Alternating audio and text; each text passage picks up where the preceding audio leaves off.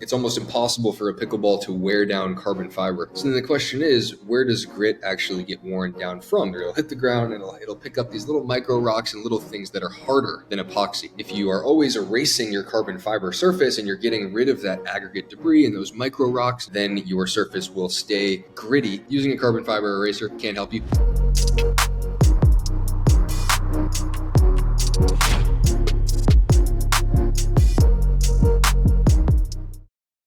Hey guys, James Ignatowich here. Just wanted to talk about the Selkirk Era Power.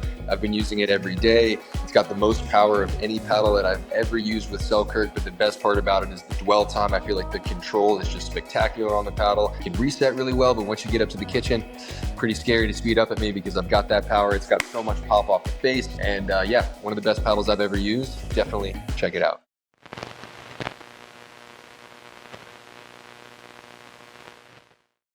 So thank you for tuning in to another one of my episodes. We're just going to get right into it. So I've had a couple people asking me about erasers. So carbon erasers, basically, Selkirk sells them. All the different pickleball paddle companies will sell them, where you take your paddle and you've got debris on your paddle.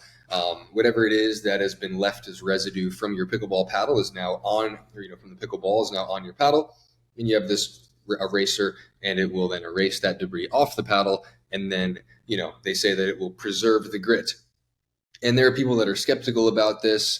And some people say, is this just a gimmick? Is this just a way for companies to get more money out of me?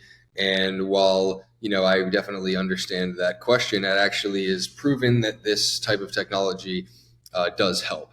So interestingly enough, the surface on a carbon fiber pickleball paddle is actually mostly comprised of epoxy. So epoxy is like, it's an adhesive, plastic, that type of material, and it's on the surface of a pickleball paddle, and that's actually where you get your grit from. So what's interesting about that is that a pickleball is almost never going to be harder qualitatively than epoxy itself, and it definitely won't be harder than carbon fiber, right? So carbon fiber, you can make rockets out of carbon fiber. Carbon fiber is one of the hardest and toughest materials in the world, right? So a pickleball, actually, it's almost impossible for a pickleball to wear down carbon fiber, no matter the pace. It couldn't be hit at a pace by a human that could actually wear it down consistently. So then the question is, where does grit actually get worn down from? Because everybody knows anecdotally that if you play with your pickleball paddle, after a few weeks, you will notice that your grit will start to wear down. And that's pretty normal. It's been proven that almost any carbon fiber surface, after 3 to 4 weeks, it will start to wear down slowly, and then it will drop pretty quickly, unless you're using a carbon fiber eraser. So a carbon fiber eraser is made out of a type of rubber. They say it's a proprietary rubber. So I haven't looked into exactly what it's made out of. But what I will tell you is that removing the debris and removing the different things on a pickleball paddle surface has been proven to help. The reason that it is helpful is because what actually causes grit on a pickleball paddle to wear down is the micro rocks and the aggregate debris that has been picked up from a pickleball, because a pickleball has a tendency to pick up little things that are not a pickleball as it's hit from one side to the other. It'll hit the ground and it'll pick up these little micro rocks and little things that are harder than epoxy. So what you need to actually break down an epoxy surface, which is where you get your grit, is something that's harder. So that's how it works.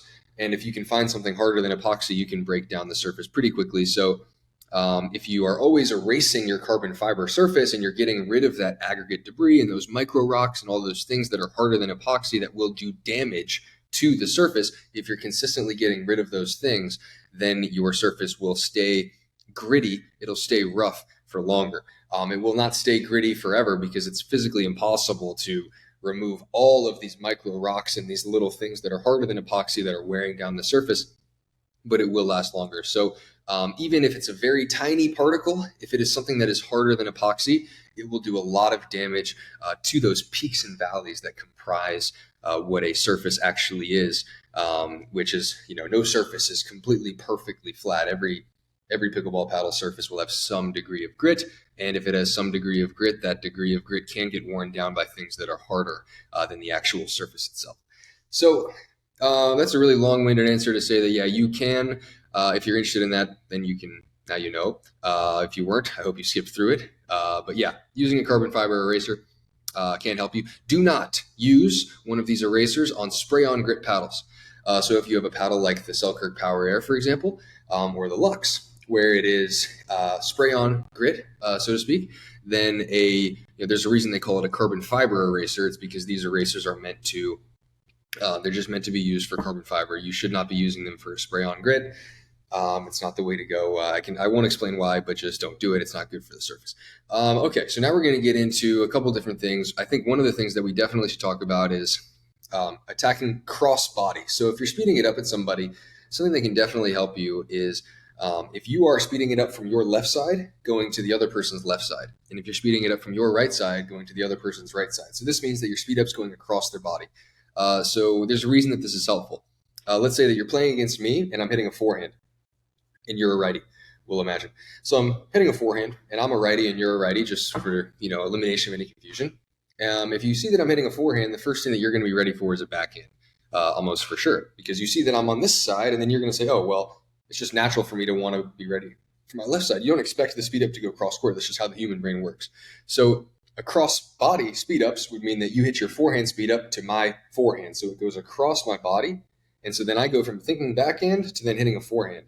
And that's how you jam somebody, especially the other way around. So I think the best way to do this is if you're speeding up a backhand and you see somebody, they're ready for a forehand first, and then you switch it to their backhand side. If you can get somebody ready for a forehand and then make it go to their backhand or go to their left side, I think that's the most effective way to hit a speed up, because somebody switching from forehand to backhand is going to be in a really tough spot since you can't really cover your chest with a forehand anyway.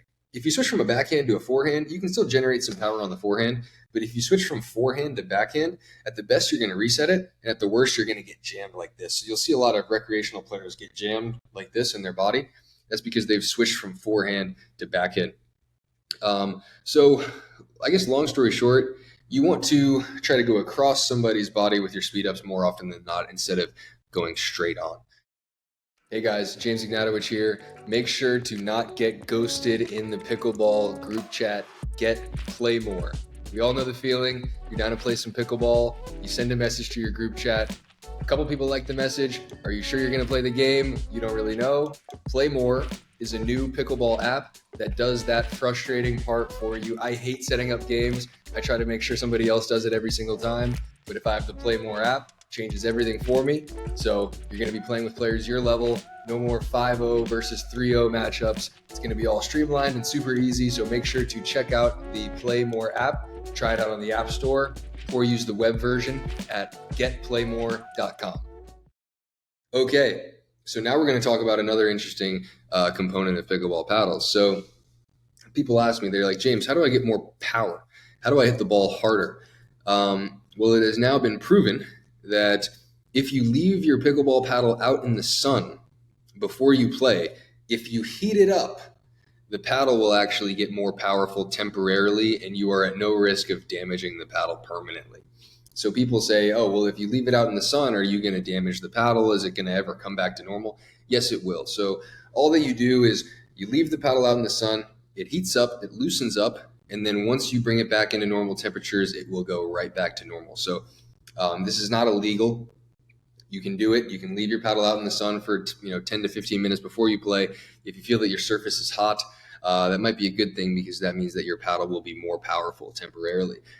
It's not at risk to the paddle. A level of heat that will turn plastic into glass or have any sort of issues with your plastic is way hotter than anything that you will ever be playing in, I would hope. And so nothing to really worry about there. What you could be worried about, though, is actually playing in extreme cold. So if you're playing in extreme cold, if you're in a very cold temperature, the honeycomb structure that is the polypropylene that comprises the paddle itself on the inside is much more likely to crack. So if you're in, freezing temperatures or even close to freezing, but not necessarily freezing, if it's cold, watch out, because that can actually cause micro cracks in the honeycomb polypropylene that your paddle's made out of. And those micro cracks will then proliferate really quickly. And that is not a reversible damage. That is irreversible damage. So if you're using a paddle that is not a full foam paddle, which most paddles are still these days, my favorite paddles are still not full foam paddles, in the cold can be a big problem. Okay, so now we're going to go back to pickleball technique. So something that I've noticed with my serve lately is that I actually feel like if I toss it lower, I can get some more height on the serve and hit it better. It's not necessarily always the case that if you toss the ball higher on your serve, you're going to hit the serve better. I know a lot of people associate tossing the ball higher on the serve to hitting a better serve. That's not always the case. And I think people do that because they think, well, okay, it's illegal to toss it this high, so I ought to just toss it just below that, because you always want to flirt with the line of legality. And I get that. I mean, I'm definitely somebody who thinks the exact same way. If you tell me that there's a rule, I'm going to be like, okay, how do I exploit it? How do I get as close as possible to breaking that rule, but without breaking it? But I found actually that now that I'm tossing it a little bit lower here and there, because people have been complaining about my serve, saying my serve is too high. My serve not too high. There's a couple pros that have serves that are maybe too high. You could think of them. But my serve, I don't think so. Anyway, I just hit it hard, so people like to complain, whatever. But I think that the lower I toss the ball with my serve, I'm actually able to get more height on the ball, and height can be good on the serve. It's not a dink. Height is actually good because the higher it is, the deeper it will go more easily. So that kind of brings me to my next point, which is that if you're struggling with short serves, you can actually experiment with tossing the ball a little lower. If you toss the ball a little bit lower, it will be natural for your paddle to go from low to high as opposed to more straight on. And if the paddle goes from low to high, it's easier to get height on the serve, obviously, but it's also easier to get depth, because the higher you hit something, the more deep it will go. You can liken that to throwing something. If you're throwing a football and if you wanted to throw it as far as you could, you wouldn't just throw it straight on, you would throw it with some loft, because it will go further. And it's the same thing with a serve. So I'm not saying to toss it and toss it down here and hit it all the way up in the sky, but any degree of height that you're getting on the serve, you will be able to serve that ball a little bit deeper, more easily. So keep that in mind, and the same thing goes for bending your knees more. If you're hitting serves that are too shallow too consistently, bend your knees more. Just the general, lower that you get on your serve, the easier it will be to hit the ball higher. And that's something that I've actually kind of done the inverse of sometimes too, because I will sometimes be missing the serve too deep. I rarely struggle with hitting my serve too shallow, because I've always been somebody that's, Josh knows this.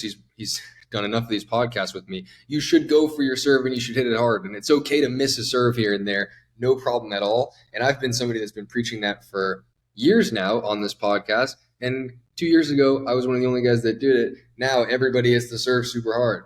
Okay, I'm done tooting my own prediction horn. But anyway, basically, I never struggle with missing it too shallow. So what I do is I will sometimes stand up a little straighter and go a little bit flatter, so that it will go a little more shallow if I'm missing it deep. Because I will never miss a serve in the net, but I will sometimes miss the serve deep. So if you're sailing your serve deep, it also applies where you can go a little bit straighter, you can toss it a little higher, and try to go a little flatter. If you serve it a little flatter, then it will be easier for you to not send the ball deep, because you're not going as low to high. So that's all that we have for today. If you have any pickleball paddle related questions, you can shoot them in the comments, because I like talking about pickleball paddles. It's been kind of fun for me to learn about them. I've learned everything there is to know about a pickleball paddle. So if you're curious, about pickleball paddles, let me know. And if you're curious about why I have no life, well, that's just a me problem. I can't tell you. It's unfortunate. So anyway, thanks for watching.